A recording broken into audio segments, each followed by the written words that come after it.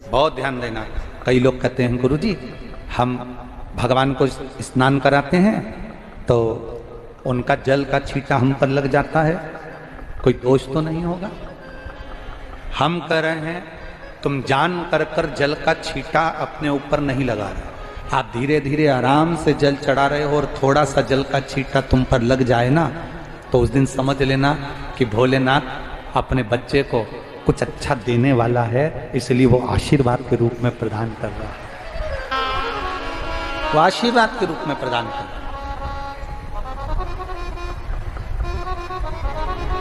एक बात और बहुत अच्छे से सुनिएगा, शायद आपकी जिंदगी को सवार हो, शायद आपके जीवन को सवार हो। मेरी जीजियों, मेरे जीजाओं, मेरी बेटियों, बेटाओं, कभी मौका लगे, शंकर भगवान के शिवलिंग के पास में आप बैठे हैं, कभी मौका लगे और आप पूजन करने के लिए गए हैं,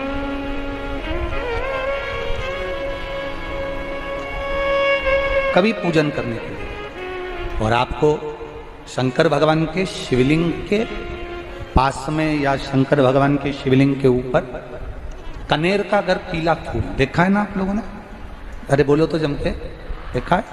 कनेर का यदि पीला फूल शिवलिंग के आसपास में या शंकर भगवान के ऊपर कहीं रखा हुआ भी दिख जाए, विषम परिस्थिति हो, बहुत हिम्मत ना हारते हुए कभी भगवान अकेले में एकांत में आप पहुंचे उनके पूजन के लिए, कनेर का पुष्प वहां रखा है, चाहे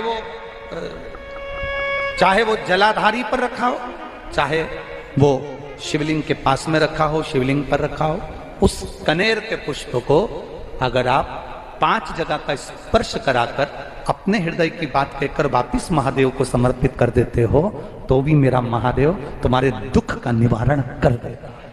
अब वो 5 स्थान,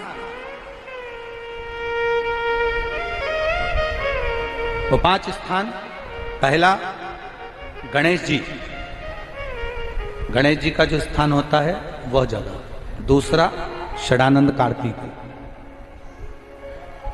तीसरा अशोक सुंदरी वाला स्थान, चौथा जलाधारी जो ऊपर से बूंद बूंद जल नीचे गिरा रही है, जया, विषहरा, शामली बारी, दौतली, देव, शंकर जी की 5 बेटियों का। और 5वें नंबर का है शंकर भगवान के, जो कैसे वर्णन किया जाए, त्रिशूल के 3 भाग होते हैं। करें दर्शन आप लोगों ने? जैसे सामने त्रिशूल लगा है, इस त्रिशूल के ऊपर देखेंगे तो 3 भाग दिख रहे हैं, नजर आ रहे हैं सबको? त्रिशूल का जो 3 भाग होता है, उस 3 भाग का जहां ज्वाइंट होता है, जहां मिलता है, एक जगह पर देखो तीनों भाग एक जगह पर मिले हुए, 3 भाग का जहां मिलन होता है, 5वां स्थान, ये 5वां स्थान, यहां पर स्पर्श कराकर शिवलिंग पर अपनी कामना कर कर श्री शिवाय नमस्तुभ्यम कहकर बाबा से अपने मन की बात कहकर जो समर्पित कर देता है, हम 3 महीना भी नहीं कहेंगे, हम तो कहेंगे अगर ज्यादा दुख है 3 दिन इंतजार करना, मेरा बाबा उस दुख को मिटाएगा। 3 महीना बहुत दूर, पर करना है दिल से। और ये नहीं कि आप जान करके पहले फूल रखिए आए और जान करके आपने काम किया, जान कर नहीं होता वो तो। कभी वहां पर अगर कनेर का पुष्प वहां मिल जाए, जान कर नहीं कि तुमने किसी का छोरा से कह दिया तू चढ़ा कर जा मैं आ जाऊंगी, ऐसा होता है ना कई बार, जिसको बहुत शौक होता है शगुन कराने का कि गाय बछड़े को दूध पिला रही होगी तब हम यहाँ से निकलेंगे, कोई हंडा लेके जा रही होगी तब हम यहाँ से निकलेंगे, तो कई माताओं की आदत रहती है, अपने घर की माताओं से कह देती है हंडा लेके निकल जा, हंडा लेके निकल, शगुन हो जाएगा। ऐसा नहीं, अचानक एकदम आप गए दर्शन करने के लिए, बाबा अकेले, मेरा शंभू, मेरा त्रिकालदर्शी, मेरा कैलाशी, मेरे शंकर अकेले अकेले, और कनेर का पुष्प कहीं पर भी मिल जाए, शिवलिंग के आसपास में, जलाधारी के आसपास में कहीं पर, शिवलिंग पर भी अगर चढ़ा हुआ मिल गया तो भी उठा लो।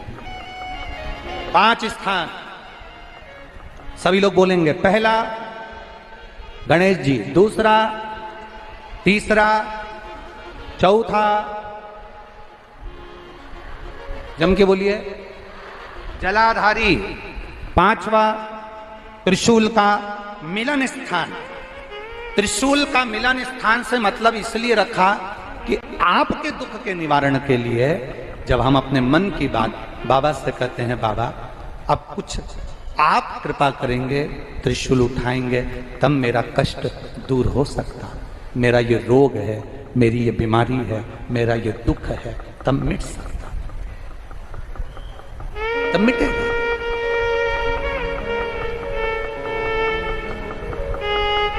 बिना कृपा के नहीं हो सकता, बिना। अब ललिता को पहचान गए और ललिता जी को पहचाने, पहचानते से देवादिदेव महादेव जान गए ये तो विशोक की पुत्री है। बहुत घोर तप करा तब जाकर इस कन्या का जन्म हुआ, ये साधारण नहीं है। जैसे ही ललिता जी आई, ललिता जी ने मना कर दिया कि आप अंदर नहीं जा सकते। क्यों? क्योंकि अंदर केवल एक पुरुष है, बाकी की सब स्त्री, कोई पुरुष अंदर नहीं जा सकता।